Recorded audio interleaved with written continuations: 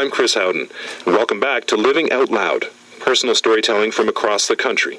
How you see it, how you hear it. Our Canadian life. Our stories today are about the elements: earth, fire, water, air. And in a moment, you might find yourself gasping for air. We're about to follow a woman who's setting out on a lung-busting, muscle-torturing, self-imposed watery marathon she calls the Big Swim. I'm Carrie Saxifrage in Manson's Landing, British Columbia.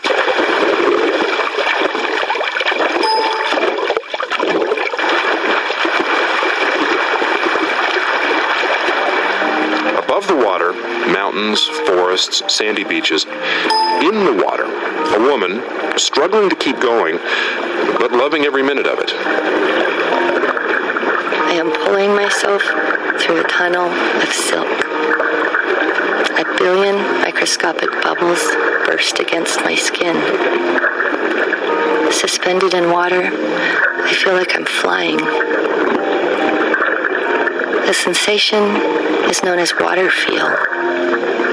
It's the reason why swimmers like me don't wear wetsuits or even swimsuits. But for this swim, the big swim, I've made compromises. I have sleeves to protect my slender arms and a neoprene swim cap. I have greased my body with lanolin. With my helmet-like cap, shiny black arm warmers, and my glistening naked body, I look sublimely ridiculous, like a dominatrix who dropped her boots and crop into the sea and now swims after them. The Big Swim. Cortes Island to Quadra Island in the inner sea between Vancouver Island and the mainland of British Columbia. 5 miles as the crow flies. And the water is cold. 18, maybe 19 degrees.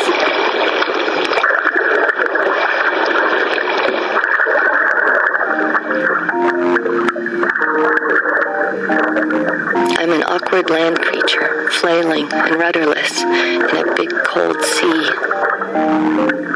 My partner Barry is close by in a yellow kayak. He is the mother bird. I swim under his protective wing. I depend on him utterly. It's the only time in our life together that I feel such pure submission and humble gratitude. Reach, I reach a state of grace, a zone of delicious movement and blessed water feel.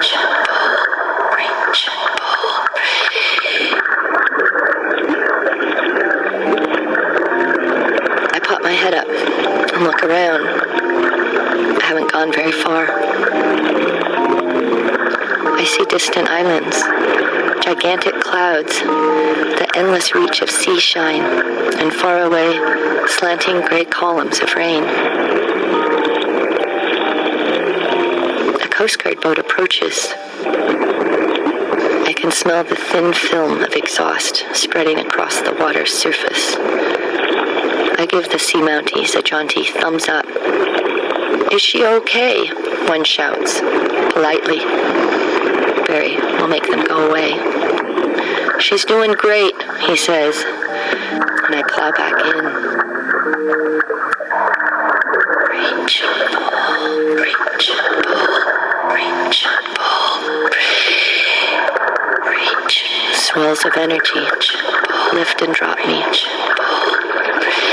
Lift and drop. Reach, pull, reach. The states of grace arrive, and they disappear.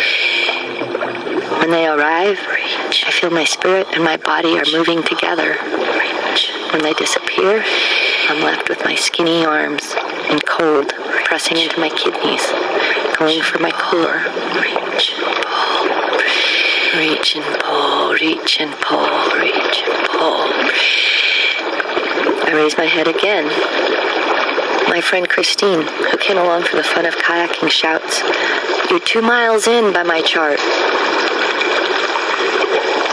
I wave and put my head back down. Distance is a double-edged sword. 2 miles in, That's good. But 3 miles to go? I'm less than halfway across. Am I half spent? Can I do this? Why would I do this? What is the point of this? Maybe the answer lies in a single word. Patrimony.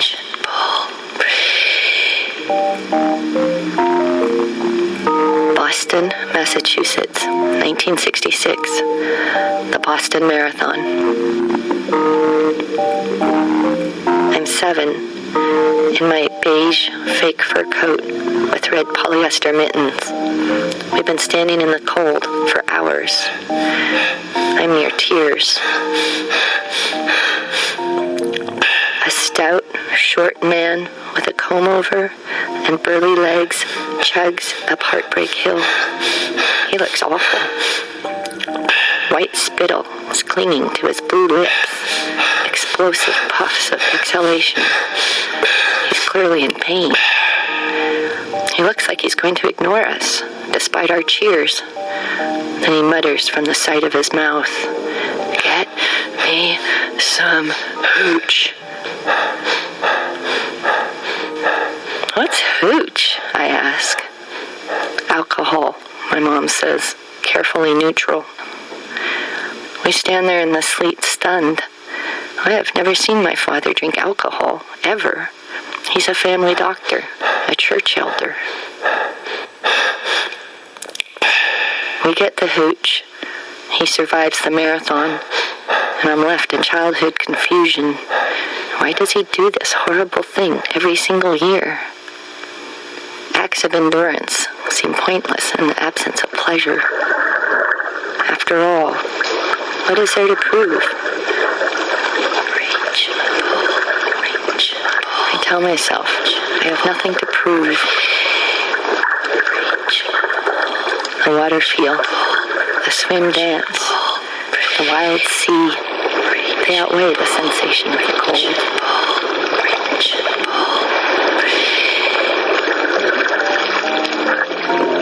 I'm propelled through the water by anxiety. A dark and desperate force, a combination of untied ends and misspoken words. The sum of my malfeasance in life, churning through my body. I'm a devil shedding evil in cool, bubbly waters.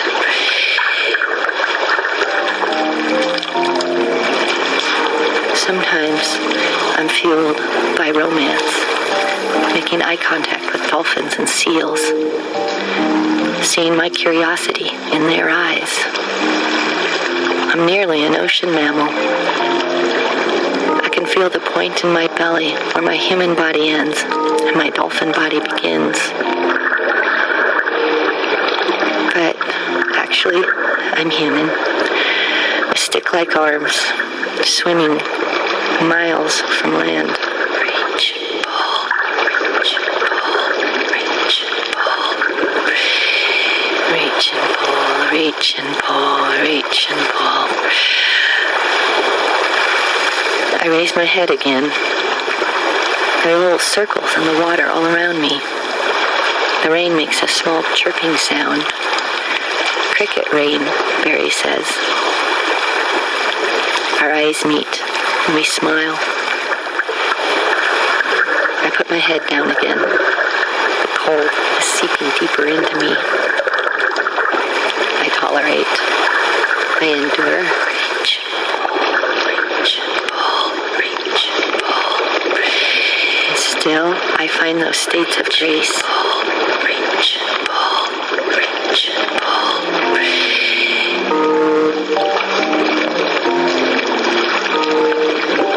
I lift my head and see the bright beige band of Quadra Island's low-tide beach. You're doing great, Christine yells. She's waving her paddle. You're almost there. Barry remains silent. He knows that almost there is the worst part of every swim. Almost there cuts you off from timeless grace.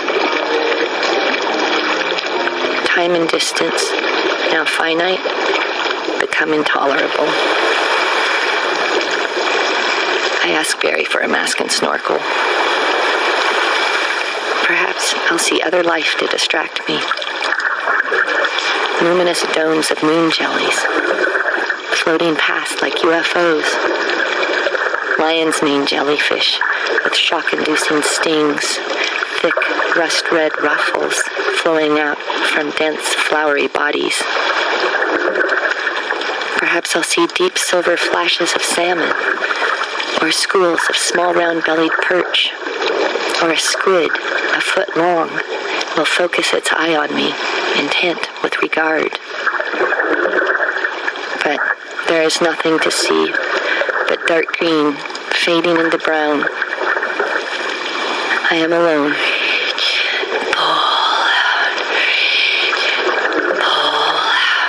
I put my head down.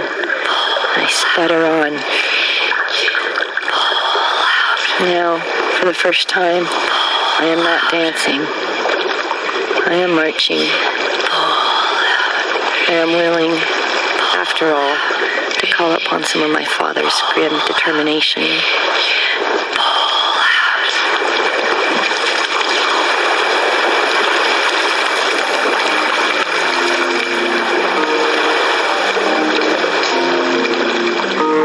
Finally, the colors change. Green, orange, yellow, purple, gold, crimson. The brightest, most beautiful seaweed I have ever seen. And then I am there. 3 hours and 40 minutes. The big swim is over. I crawl onto the beach. Pebbles have stuck to the lanolin I coated myself with. I am pebble woman, aggregate woman. My pale blue skin is speckled with seaweed.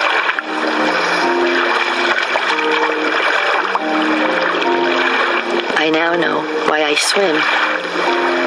I love the physical experience of life, the way my body meets the world. When effort and grace are required, my body and my spirit join together. When it happens in a beautiful place, I experience the place in a different way. I feel like I belong to the vast cold world where the brilliant seaweed banners wave. For moments on end, I am a perfect creature. And it is such a beautiful world. Carrie Saxifrage and the Big Swim, from Cortes Island to Quadra Island in beautiful British Columbia. I'm Chris Howden in beautiful downtown Toronto, and this is Living Out Loud on CBC Radio 1 and Sirius Satellite Radio.